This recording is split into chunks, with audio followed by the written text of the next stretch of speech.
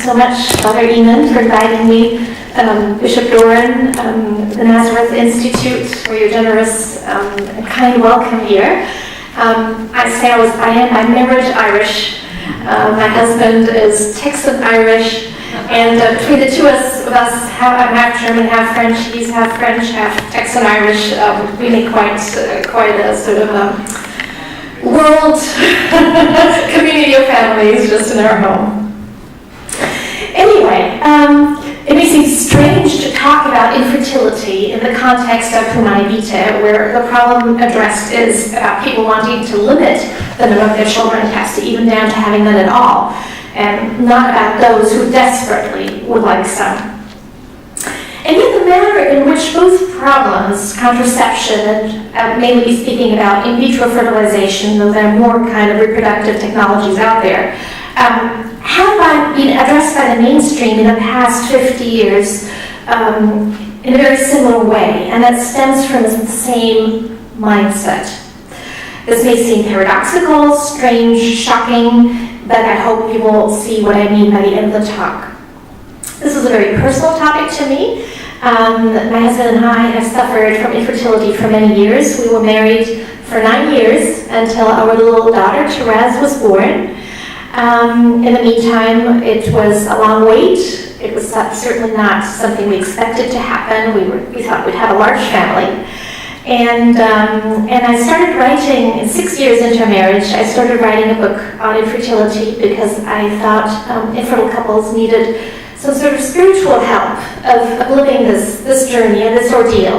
My husband and I read all the documents of the church on it, and we found them luminous and beautiful and wonderful, but they didn't help us to shoulder this burden every day. How do you deal with that? So I wrote this book when I didn't yet know whether we would ever have children. But let me show you a picture of our daughter when she was born. She's now 8, almost 9. And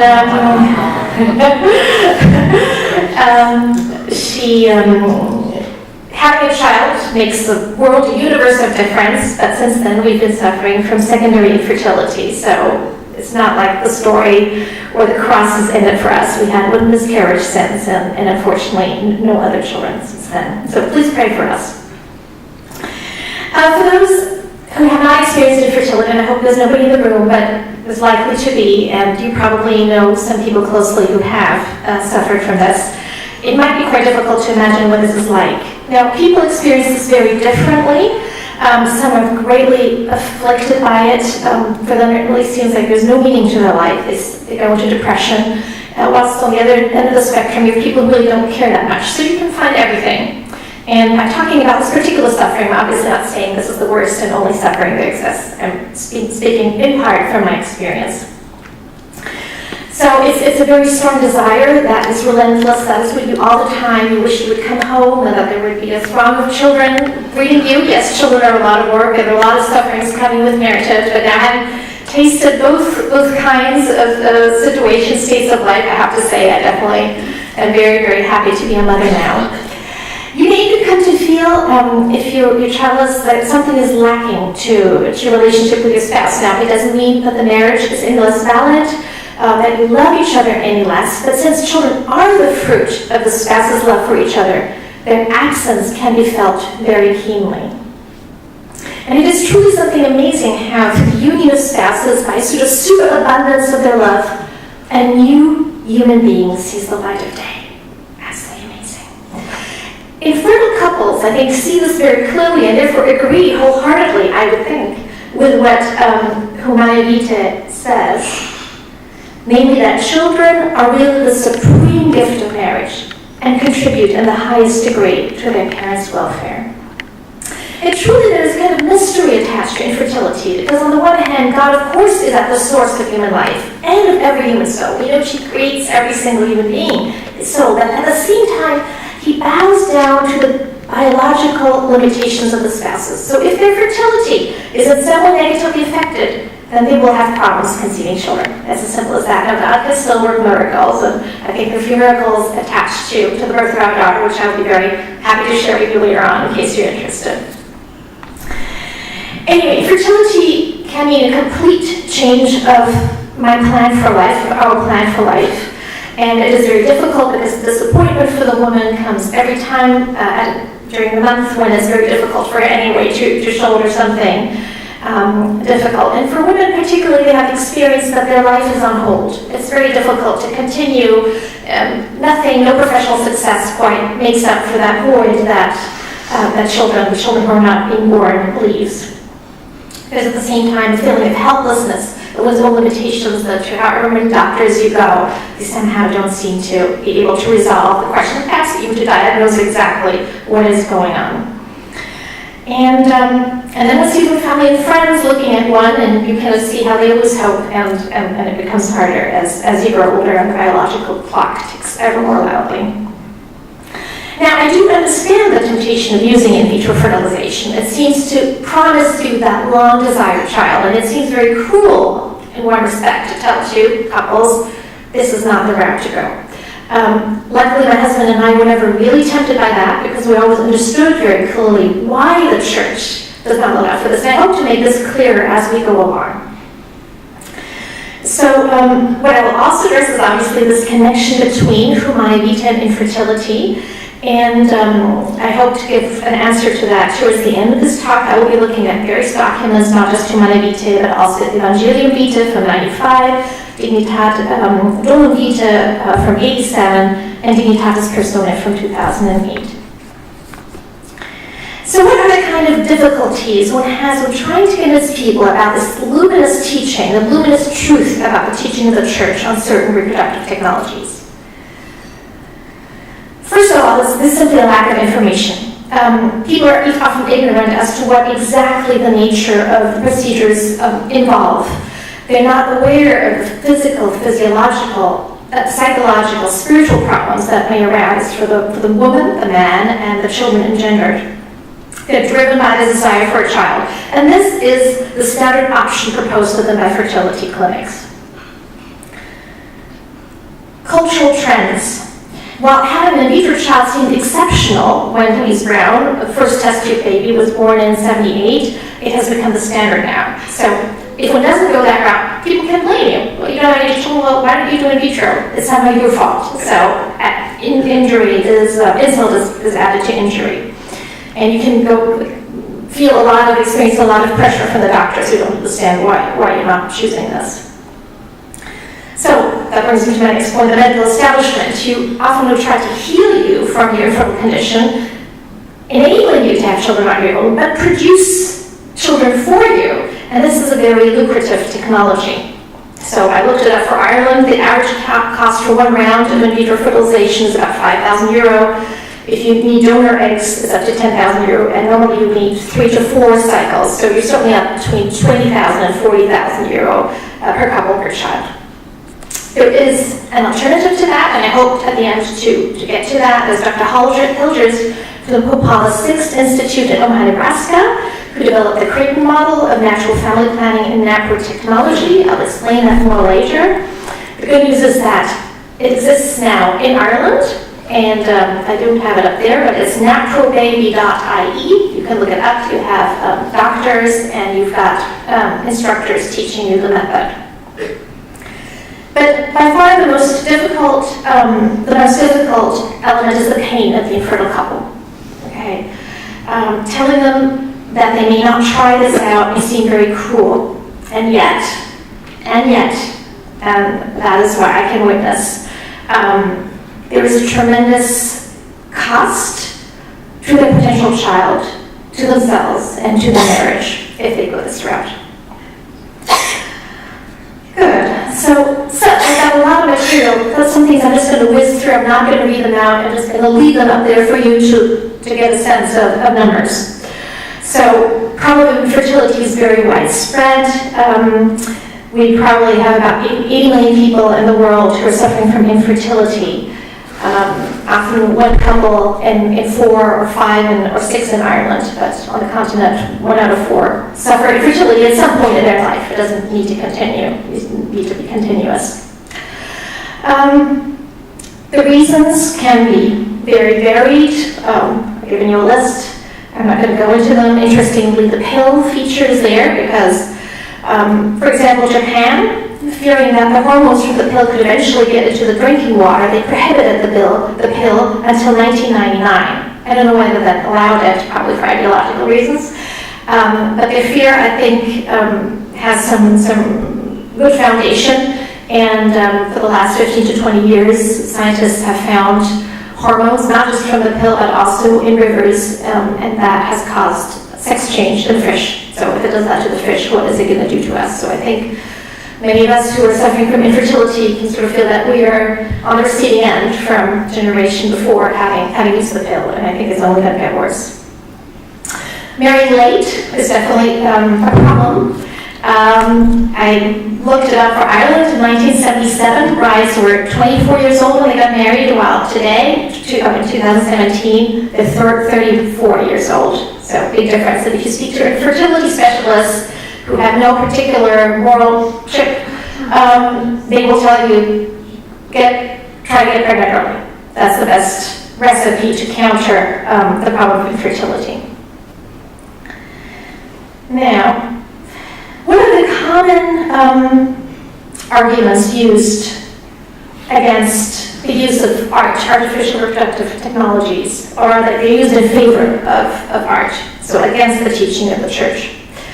So, first of all, it's simply widely used and accepted. Everybody does it. Why should we be so different? Are we being crazy? Are we out of touch with reality? Is the church out of touch with reality? This is something the church was accused of also regarding Humanae Vitae. So, the second thing is it's asking for too much. You're asking people to be heroic. And this is also an argument that was used in Humanae Vitae. How can you ask people to do something so difficult? Okay.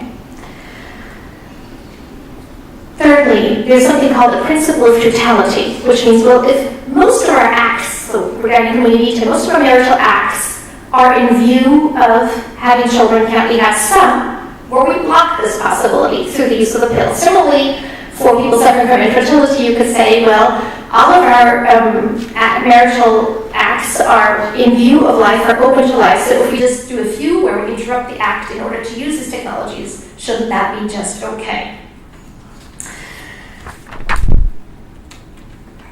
So, science has made such progress. Aren't we being anti-science if we don't use it? Okay. And finally, my conscience tells me this is okay.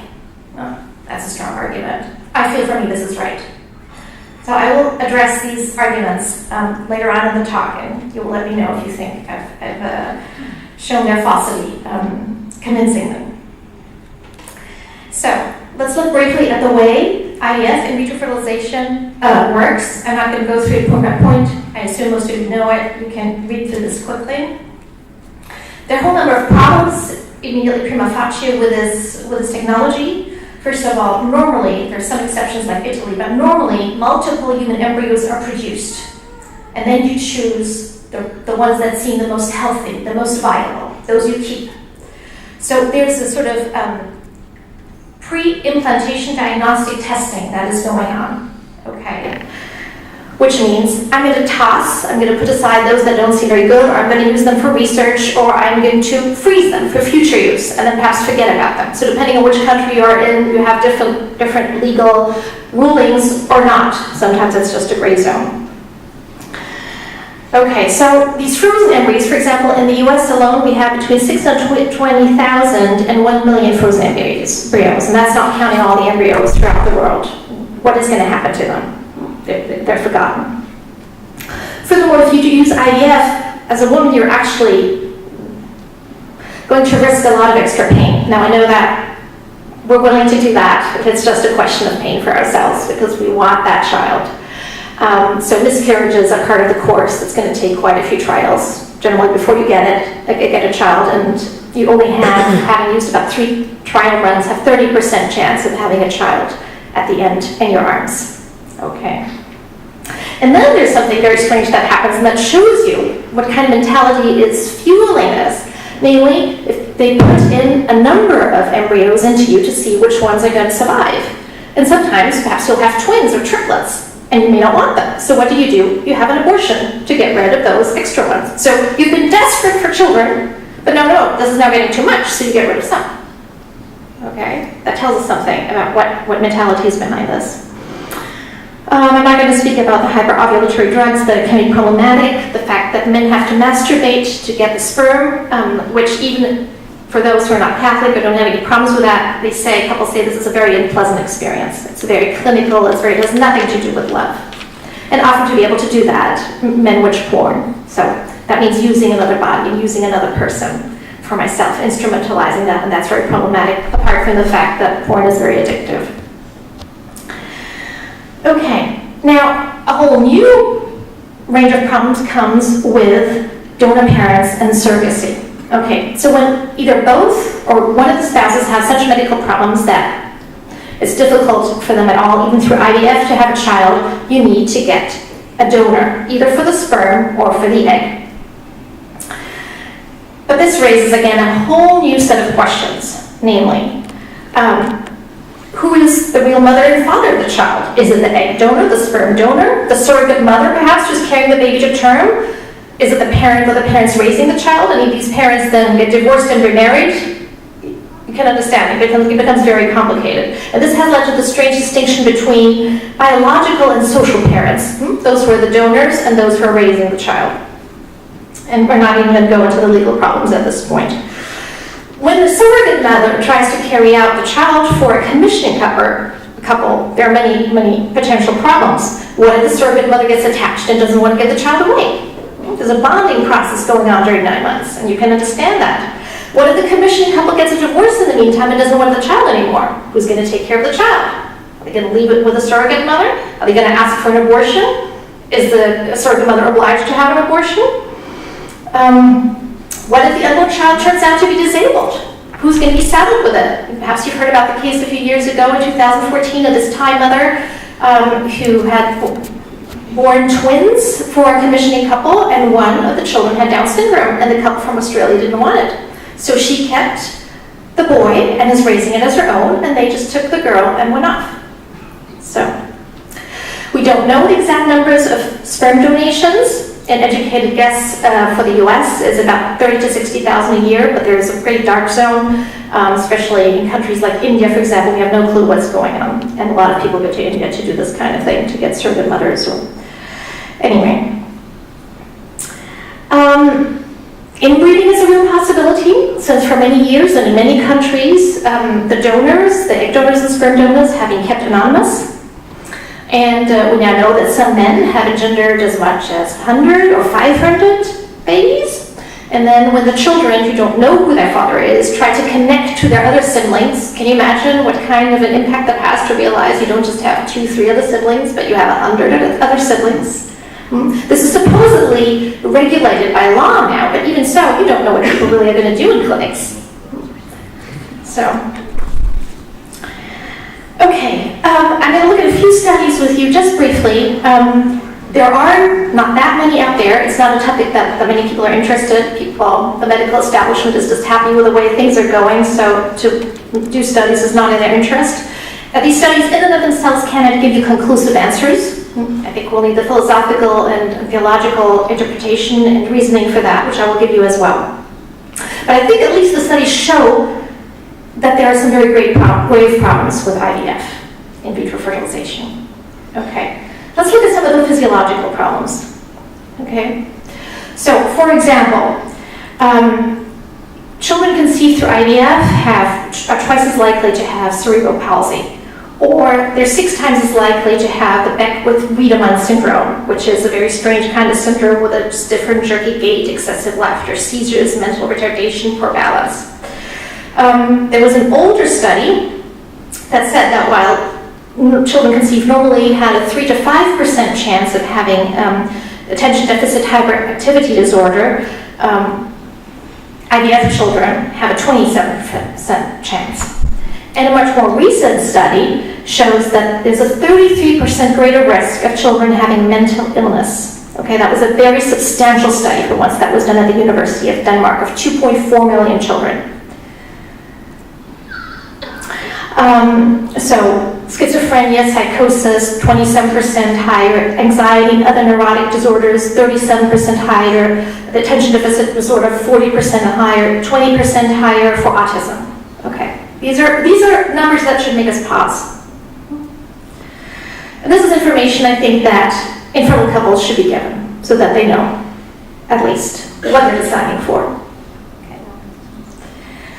Now, there are also psychological consequences. These are harder to trace, again, because there are not that many studies, but we have some data. So just some anecdotes first. There's a prenatal psychologist, Terry, who described how he's taking care of a little girl, conceived through IVF, about 3-4 years old, had never been told that she was conceived that way. And she had this dream that she had siblings, 3 sisters and 4 brothers, who were freezing in a cave, were crying and needed to be saved. And she was very distressed, and the parents confirmed that 7 embryos remained frozen. He also mentions the story of a 1-year-old IVF twin who consistently looked up to her left while standing, having a very sad expression and intense longing in her face. So Terry held different objects to the spot she was looking at, but only when he put 2 naked baby dolls did she react strongly, tremble, cry, and run to her parents. Okay, I'm not saying this is proof, I'm saying this is interesting. Now, the problem with things like pre-implantation diagnostics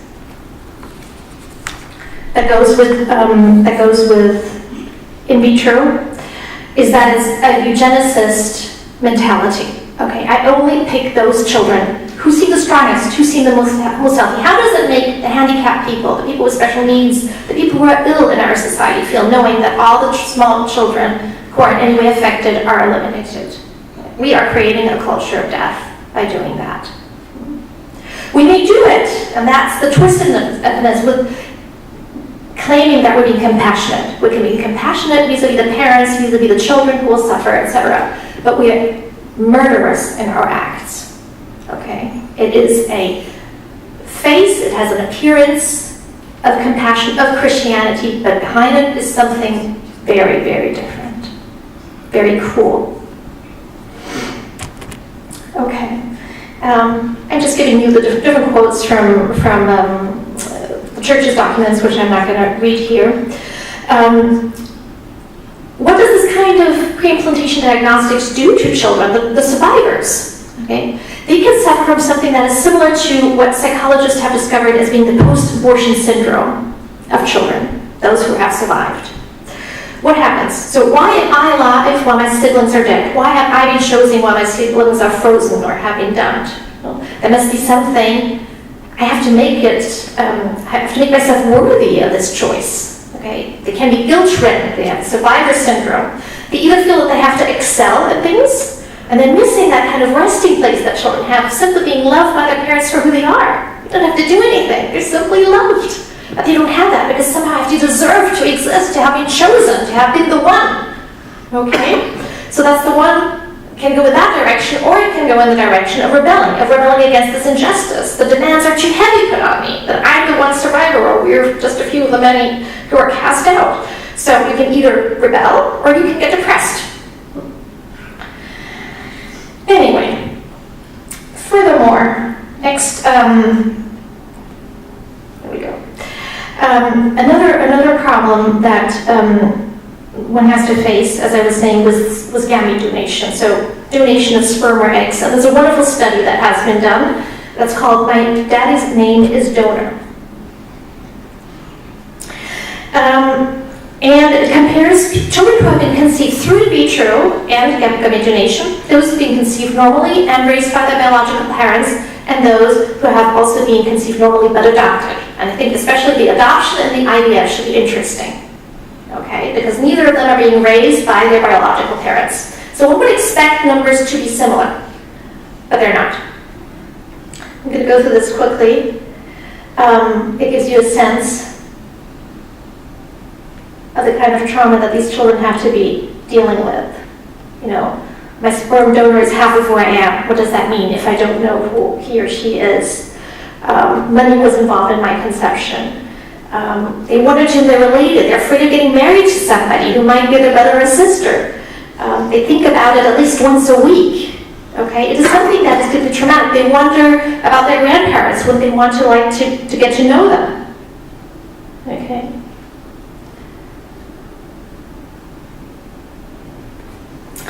And these percentages are all, I can't go through this in detail. I recommend you look it up. It's on the internet. But these percentages are much higher than adoption. So you can see that something very different is involved. That this is a very different kind of procedure than adoption. About 2/3 of sperm donors think that they should have some information about their sperm donor or their biological mother. And therefore, in some countries like Britain, Sweden, Norway, the Netherlands, and others, they now banned anonymous donation. But even those that know their parents and know about the way they were conceived are traumatized. They're traumatized because they have been instrumentalized and they've been abandoned by their biological parents. Here's a good quote to show this. The person is being reduced. The person is being reduced to be an object of scientific technology. I think intuitively we feel that. There's a very big difference if I'm being produced in a lab by technicians who have a power of life and death over me and who decide what's going to happen, rather than in the loving embrace of my parents, where I'm safe from the beginning. Okay. So a few witnesses. Donor conceived, Lynn Spencer states, if my life is for other people's purposes and not my own, then what is the purpose of it? Okay. So this existential approach reveals the terrible consequences of a utilitarian approach. If one is not loved for one's own sake, one loses one's sense of meaning. One feels lost. Now, don't get me wrong, I'm not saying that the parents of IVF-conceived children love their children less. No, they love them very much. But the problem is, as I hope to show still more clearly to you, is that at the beginning of their conception, a very grave injustice has been done to them. And that is simply a fact, however good the parents are otherwise. To keep hidden from children that they have a donor part or have even been engendered through IVF is not a solution either, because they feel that something is being hidden in the family, that something is not being said. And again, we have this very good quote by Lynn Spencer, that you can't have real emotional intimacy, openness, and honesty between people. This was an Ariel, another witness. Barry Stevens, who speaks about the secret sitting in the family like a little time bomb in the center of things. And then when you have a big family conflict, somebody might suddenly drop the bomb and say, oh, and we had to use IVF. And then it's a huge shock. Or you often read when you go to the forums where these donor-conceived children, now adults, try to find out who their parents, who their siblings are. They often have overheard a conversation of the parents at night when they were going to get something downstairs, and they hear it, and it's absolutely traumatizing. Okay. Now we need to look at. No, I'm just going to let you read that on your own. Let's look at the impact on marriage. I like the witness of this woman, Helen James, who's not, despite her bad experience, as such against IVF, but I think it's very interesting what she says. She had one child through IVF, but her marriage couldn't bear the strain of trying to have a second child that way. So her first IVF pregnancy ended with a miscarriage at 9 weeks. Then she was expecting twins, and then they realized that one of them was severely brain damaged. So the brain damaged boy was aborted at 30 weeks, and 6 hours later, the other twin boy was born. Okay. They tried to have another IVF child, but after 3 unsuccessful cycles, she found an egg donor. The embryos were implanted in her womb. Her husband broke down under the strain and asked for divorce when she was 8 weeks pregnant with twins. Since she couldn't imagine being a single mother with 3 children, she aborted the twins she had desired so much. Okay. Her life is now in shambles with a failed marriage, depression, abortions, and post-traumatic stress disorder. Read what she says about that. So the problem obviously was, and that happens very easily with extreme suffering, you become obsessed about something, you absolutely want something. She absolutely wanted children, and I can definitely empathize with that. The problem was that she was willing to sacrifice everything else and was using a means to get there that was intrinsically anti-human. It went against the dignity of herself, of her husband, and of her child. The reproductive technology simply worked as an enabler, but her marriage broke down over the strain. Now it's interesting to look at numbers, because couples often experience infertility as a strain on their marriage. But the added burden of, for example, having a donor child can make matters worse. So, for example, as this one donor child, now 60, who believes that her father was very deeply hurt by the fact that his wife had carried out the child of another man. In terms of the percent of divorces among the parents of donor-conceived children and those of biological parents, the numbers are the same, 27-25%, okay? But the difference is that those divorces happen late in the marriage, whilst the other divorces happen early on. So what happens? People get divorced often fairly quickly, okay? Couples going through infertility have that strain, and eventually along the line they will try IVF, and then the marriage breaks. So in terms of numbers, it's the same, but we can see that the causes are different. And it makes perfect sense, I think. The wife is carrying another man's child. In contrast, the parents of adopted children are much less likely to get divorced. They only have 14% rather than 25 or 27. So the issue is here again seems is that donor conception strikes at the very heart of the love between man and woman. So the violence to human dignity that happens in IVF, to recapitulate, babies are killed, discarded, frozen, used for research. Never in the history of medicine has a medical breakthrough cost so many lives. So never in the history of medicine has a medical breakthrough cost so many lives. The contempt with which human embryos are thrown away, subjected to quality control, and delivered for systematic vivisection is unparalleled in the history of the world. Only 8 to 10% of babies engendered through IVF are born. 90% or more die, whether they die naturally because they can't take hold in the woman or whether they're discarded. 90% die. So if you look at the numbers between the first test tube baby, Louise Brown, who survived, because there were many before that already, he didn't survive, in 1978, you look at 2017, so 6 million babies have been born through IVF. 49 million children have died in the process. Okay, 49 million children. And we're not even talking here about the frozen embryos that are still out there.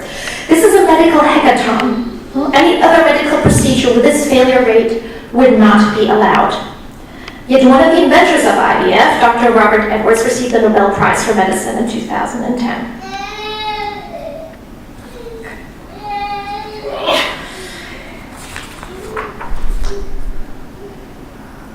Okay, I think I'm just going to go through that quickly.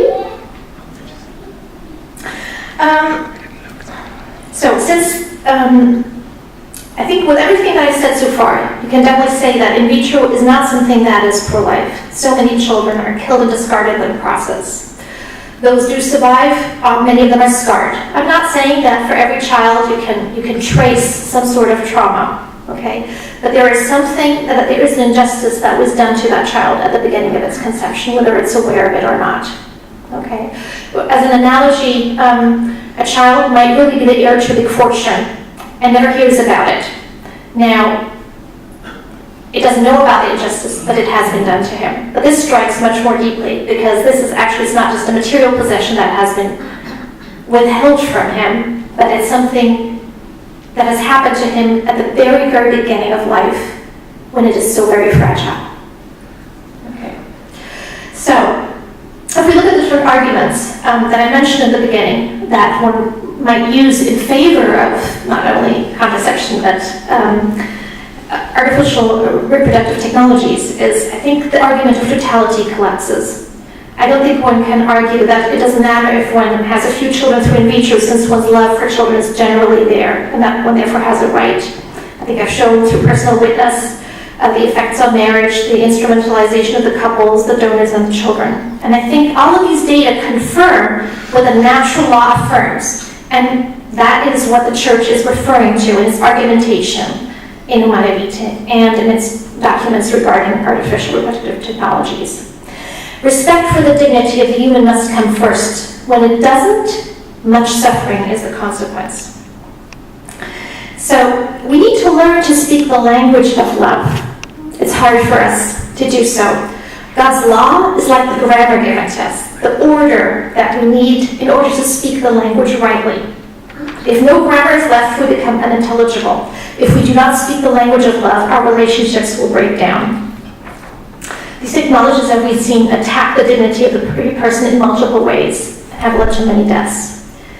When we sin against love, and IVF is such a sin, then we shouldn't be surprised if we get to bear the consequences.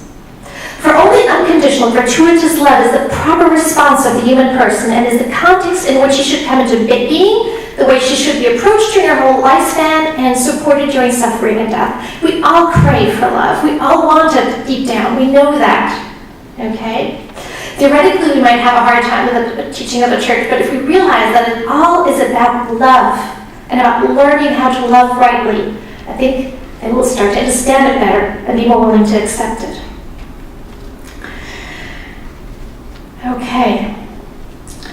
Now, looking at more further arguments that I've mentioned, so the consensus argument or the wide usage, everybody's using it, why not me? Well, it's not because something is widely used that it is therefore right to use it. Many people might be doing something wrong, and I think actually in this case are doing something a lot wrong. I have to make a moral choice for myself. Okay, I cannot excuse myself until what others are doing it. No, I'm responsible for what I do. Okay. So, if I don't agree with the teaching of the church, let me first read it carefully. Let me try to understand. Let me try to see that the truth is one, and therefore reason and faith are never going to contradict each other. But if the church teaches something what at the moment seems very opaque to me because the culture is such that it has rendered it difficult for me to see, then perhaps I need to take more time in silence with the Lord in order to understand it more. And those who will seek will find. You will get to understand. The other argument that science has made such progress and who am I to stand against science? Yes, of course, that is great. Science has made progress. And I'm not against science, and the church isn't against science. The only problems the church has with science is when it goes against the dignity of the human person. Science should follow ethics like everybody else. But scientists are like all human beings. They sometimes do the right thing, they sometimes do the wrong thing. And when there's a lot of money involved, the temptation is very great to go the wrong way. And I've already mentioned an alternative, actually. So, network technology, which gives women a much higher chance of having children. And if couples who've done IVF and who haven't had children, and who go and try this method, often have children at the end. So you have alternatives that are a lot better than what the mainstream gives us. Okay. Okay. Now, regarding our moral conscience, should we use our intelligence? What about our own sense of what is right and wrong? And yes, of course, God wants us to use our God-given intelligence. But as I just said, Revelation confirms the natural law. Truth and reason go together. So why do people think that conscience is telling them something different than what the church is teaching? Well, shouldn't I follow my conscience? Okay. But I think we need to understand that consciousness needs to be formed. We're so easily swayed by desires, by the mainstream, by self-interest, that we can't trust ourselves completely on this. The church is our safeguard of faith and of morals by its Christ-given authority. So if I want, as I already said, something different than the church forbids, I should at least look into it very carefully. When the church is telling couples not to use reproductive technologies, they're not telling them to do something that's wrong. They're not telling them, by stating that, you're sinning against life, you're committing murder. No. They are, as I already said, teaching them the right way of loving. Okay. Go through this quickly. I'm going to skip some things. Okay. Let's look at the ways in which the mentality that's at the source of contraception is similar or has the same root, or as William was saying, is actually the root, and what we see now are the fruits of it in reproductive technologies. How is it similar? On the one hand, it wants absolute control rather than receiving life as a gift. Okay, I want control over my fertility, either by not having children, not having that many children, or by desperately having them. Okay. Life is entrusted to me and my children, and all those around me, and my wife.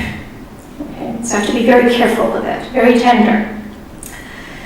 Another way in which it is similar is that it feeds itself on fear. Fear of suffering, fear of losing control, fear of the cross. What do I do if I have more children? What will I do if I never have children? If I have a life without that sort of meaning, that the child that will give me the meaning that I need, the happiness that I need. And I'm not saying, I'm obviously not saying that infertility is not a great suffering. Many have compared it to the death of a child. It's just the mourning over a child that one has never had, that has never existed. But I have different options regarding suffering.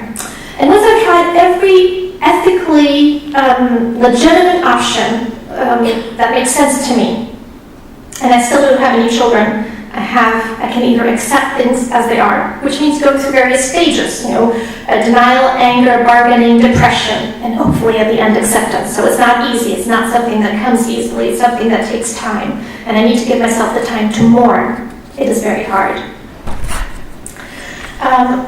But instead of accepting it, I might just decide to rebel, and to decide to get something at all cost, and be angry at the universe and its creator for denying me what I want.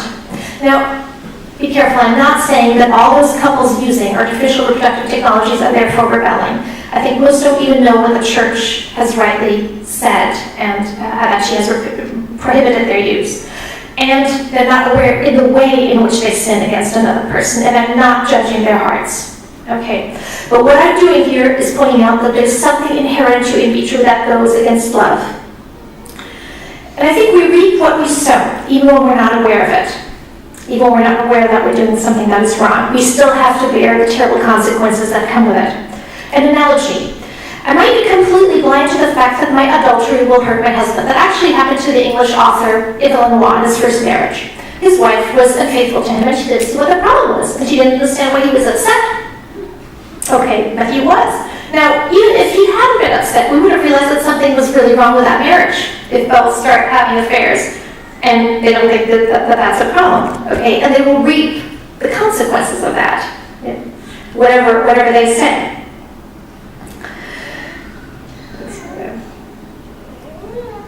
Okay. Finally, what is similar in both is that I'm using another person as a means. I'm instrumentalizing the other, either to get me that child that I so desperately want, or to have pleasure and not have a child. Okay. I'm reducing the other person merely to the kind of pleasure that he can give me in contraception. So, ultimately, children are a gift. They are the supreme gift of marriage, as I already quoted in the beginning from Humanae Vitae. They are the fruit of their parents' love. They owe their existence to the superabundance of love of their parents. And we can see that in different ways. We can understand that their existence exceeds our understanding. We bring them into this life, and yet we realize there's something about them we can't understand. There's a mystery to the individual person. The mother of the 7 martyrs beautifully said in the second book of the Maccabees, I do not know how you came into being in my womb. It was not I who gave you life and breath, nor I who set in order the elements within each of you. So God creates each individual soul, and we are only the co-creators. So every individual person is a tremendous gift, not just to her parents, but to the whole world. The question is whether she will live up to that vocation, or instead become a curse to others. Extreme cases being people like Hitler, Stalin, and Mao. Even they were first gifts of God, but they chose to go against their calling and instead bring ruin to mankind. A gift is received, not taken. Again, that doesn't mean that I shouldn't try to be cured of my infertility. I should try to get healed, okay? But that's different than generating a child in a petri dish in a lab.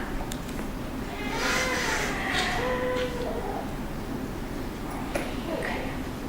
Trying to get them at all costs means sinning against others. I'm going against the nature of the gift. I'm doing it an injustice. Somebody's giving you a gift, you grab it, instead of waiting till you get it. It's hard when you never get the gift. Those couples will never have children. Nonetheless, that doesn't make it right to grab it.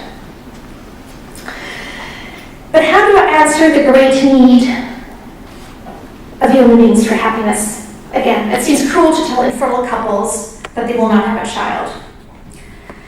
But as I already mentioned, it's not true at all that they will ever have a child through IVF. They have a 30% chance, 20 to 30, if they do 3 trials, 3 runs. NaPro technology gives them a much greater sense of rate of success. We need to look at man and his destiny. It's not just about life on this earth, and that makes it very hard. Okay, so accepting things, accepting those kind of sufferings that seem to be the final word here, but they are not. It's not just about this life. Furthermore, I say love in this world includes the cross, unfortunately. Or fortunately. This is not merely a Christian insight, by the way. I think, and it does not mean seeking, suffering, abuse, being a doormat, wanting to fail. But it means that when I love another, I have to take myself back. I have to bear the other at times. I have to love them unconditionally, warts and all. And this can be very painful. And at certain times, we really are standing at the foot of the cross or on the cross itself. But it is the school of love. And marriage is the school of love. And it's a difficult one, but a beautiful one too. Okay. This is just some information about NaPro and Croatian technology. So the one is a very sophisticated kind of natural family planning method, and 76% of fertile couples using it get pregnant within the first month. That is a very high success rate. 20 to 40% of couples who use it and who are suffering from infertility conceive within the first 6 months, even those who have already tried IVF and succeed. If you want to use NaPro technology, which is a kind of surgical intervention developed by Dr. Hulgers, those with endometriosis have a very high success rate, 56.7% compared to 21.2% with IVF, and those who suffer from anovulation, there are 81% of women conceiving. Okay, now let me come to the conclusion.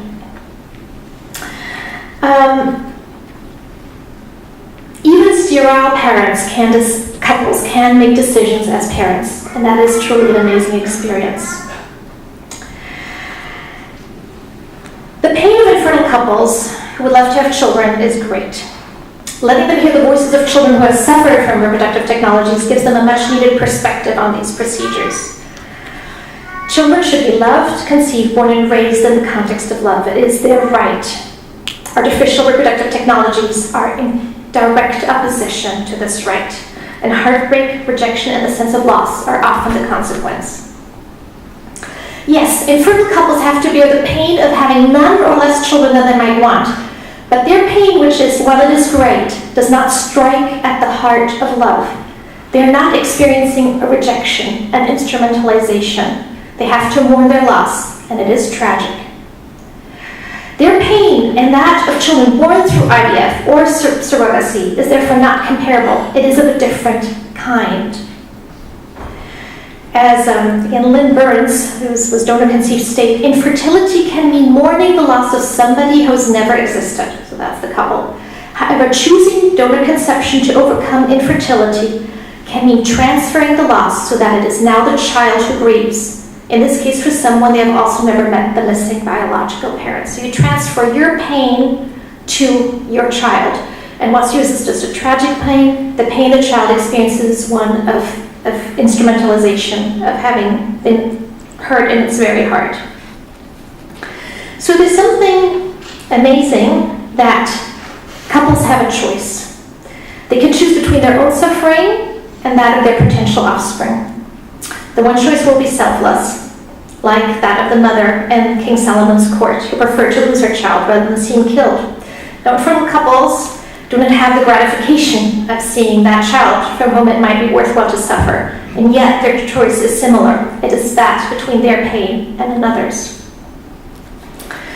So paradoxically, infertile couples can make choices for their potential children. They act as parents, thinking of the good of their child. And this is the way a civilization of love is being built that is otherwise being undermined by contraception, artificial reproductive technologies, abortion, and euthanasia. Thank you very much.